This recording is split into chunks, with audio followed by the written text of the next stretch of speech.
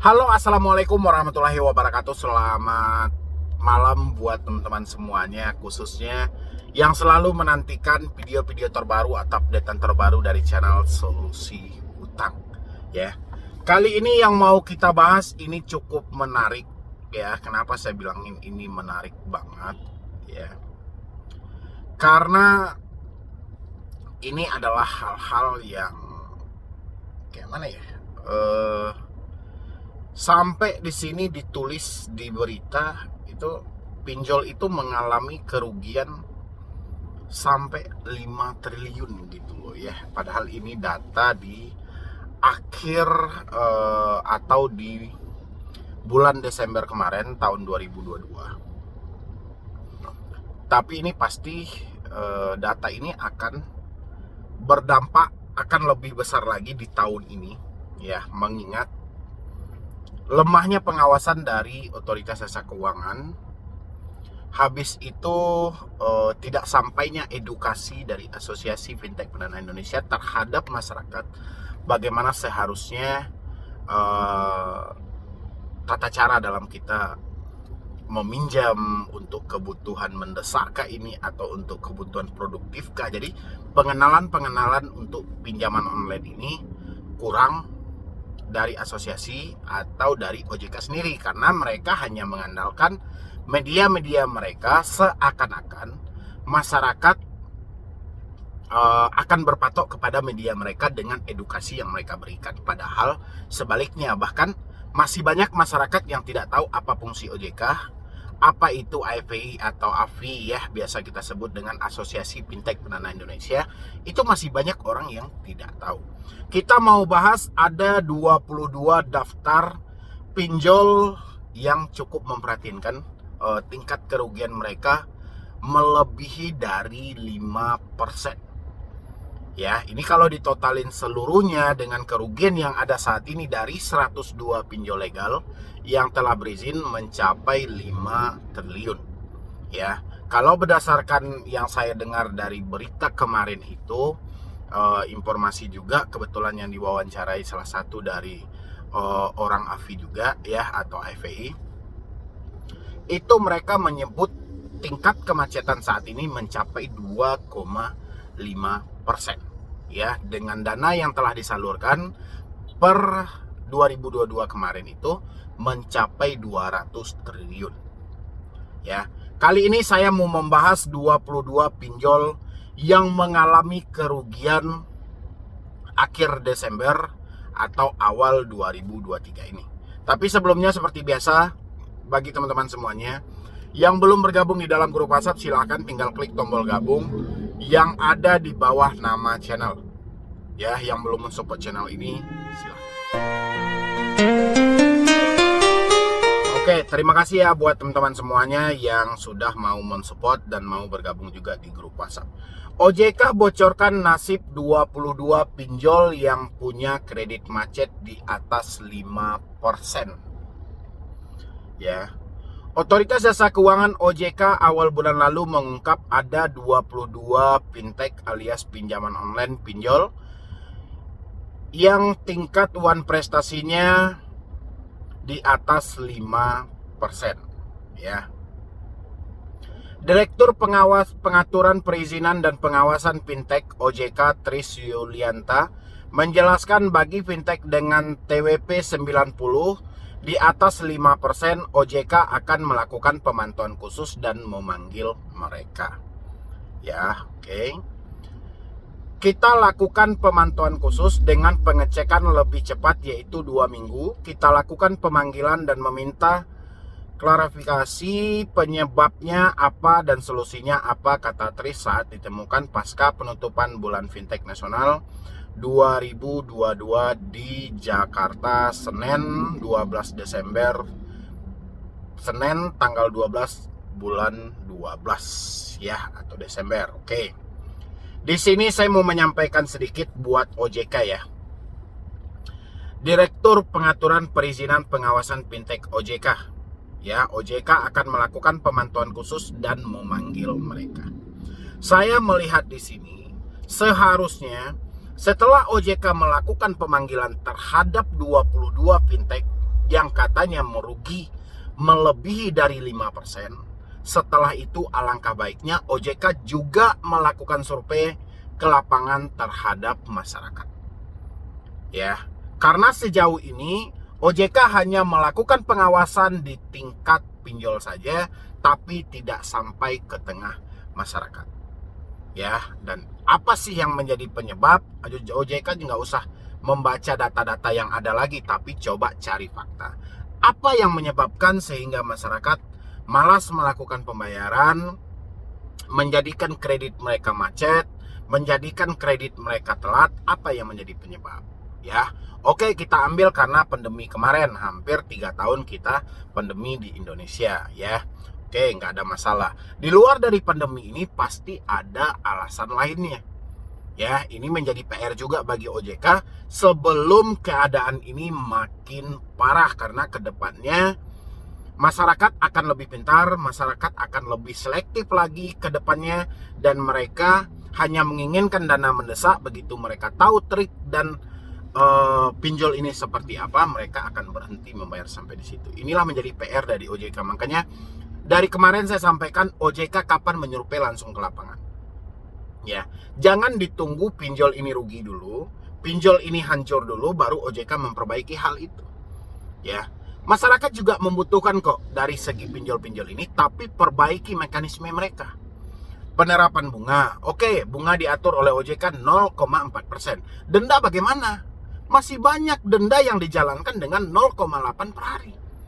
Ya, kan gila, 0,8 tambah 0,4% menjadi berapa? 1,2% per hari. Denda plus bunga.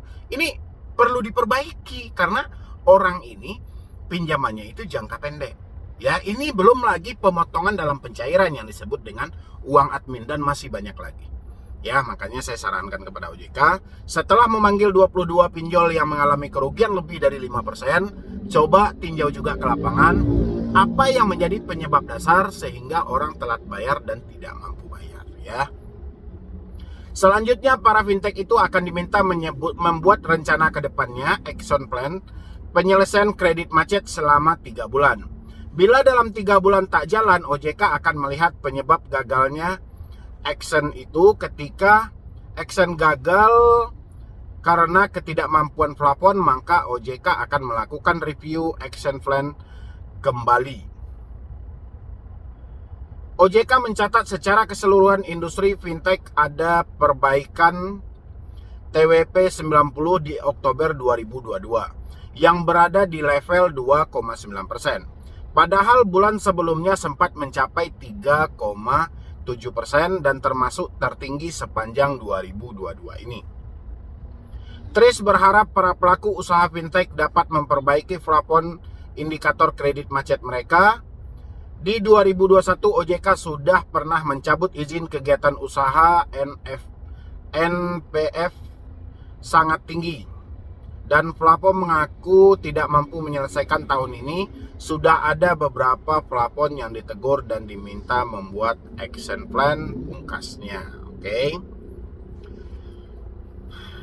Ya, OJK harusnya sudah mentaklukkan hal-hal ini sejak dahulu, ya. Sekarang kita baca mana-mana saja daftar pinjol yang mengalami kerugian melebihi dari 5%. Ya, kita lihat di sini pinjol mana yang mengalami kerugian melebihi dari 5%. Oke.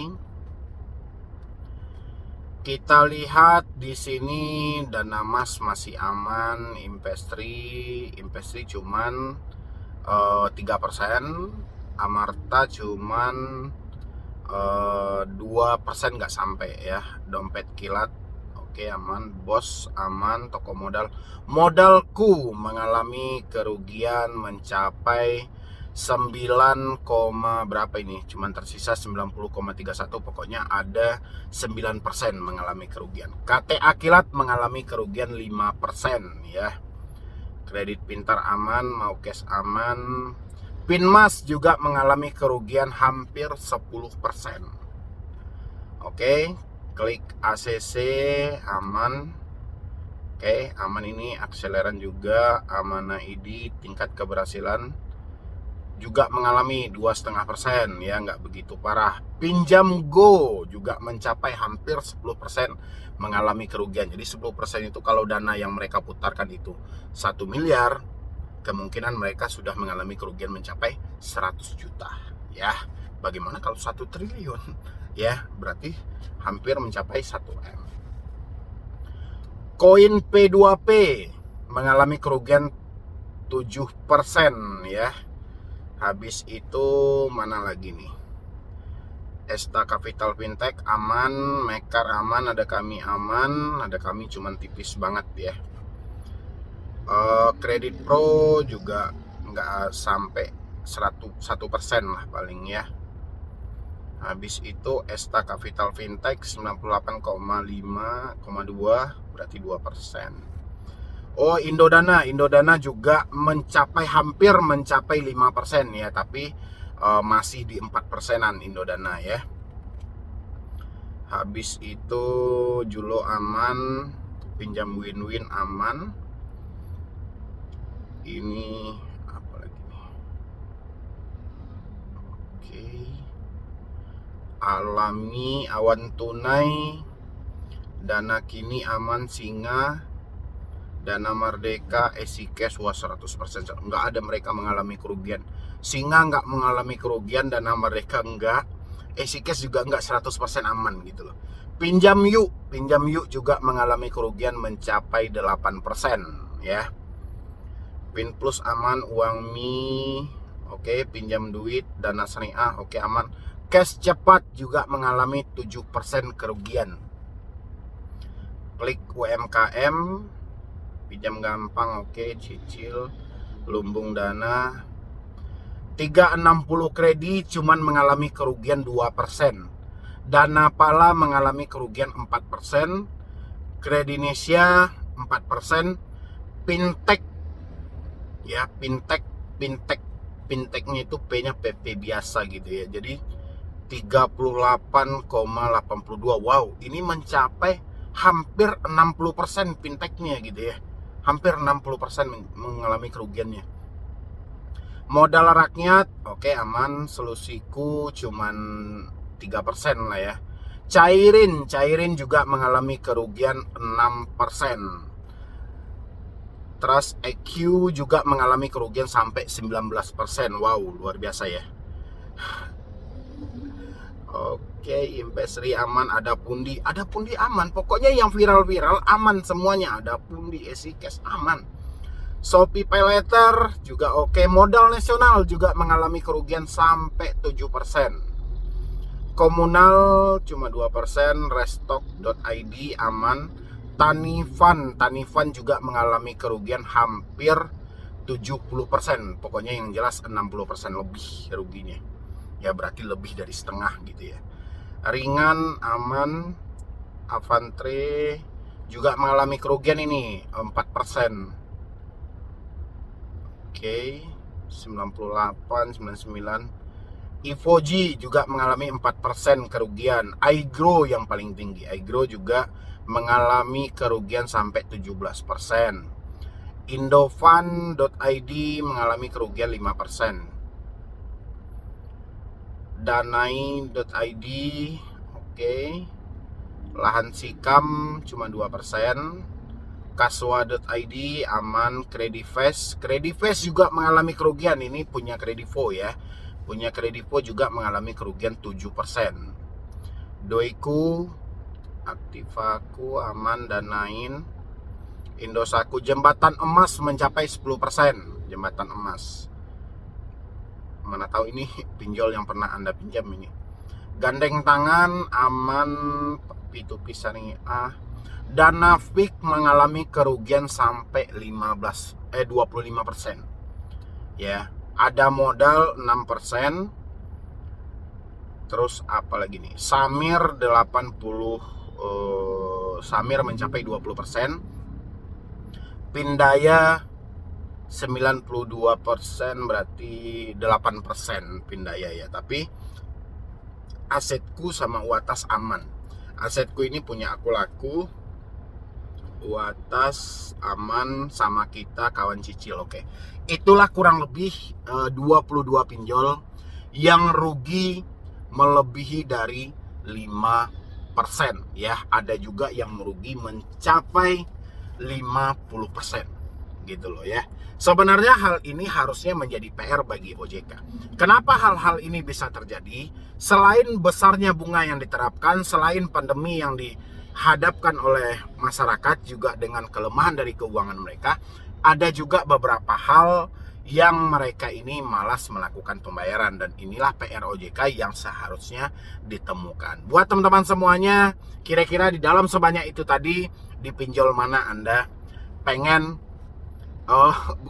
di pinjol mana Anda terjebak saat ini gitu loh ya. Silahkan Anda isi di kolom komentar. Itu sudah saya sebutkan pinjol-pinjol mana saja yang mengalami kerugian lebih dari 5%. Ya, mungkin dari saya itu aja. Mudah-mudahan OJK segera mencari fakta di balik ini semuanya dan memperbaiki sistemnya dan menjadikan pinjol untuk tahun 2023 ini menjadikan lebih baik bagi masyarakat dan benar-benar dirasakan manfaatnya oleh masyarakat, dan jangan lagi ada cerita adu domba antara penagih hutang dengan si debetur. Ya, mungkin dari saya cuma itu aja. Buat teman-teman semuanya yang belum mensupport, boleh disupport dulu, boleh didukung dulu channel ini supaya channel ini makin berkembang lagi dan saya makin semangat lagi. Ya, jadi sekian dulu dari saya, Medi Broni. Wassalam.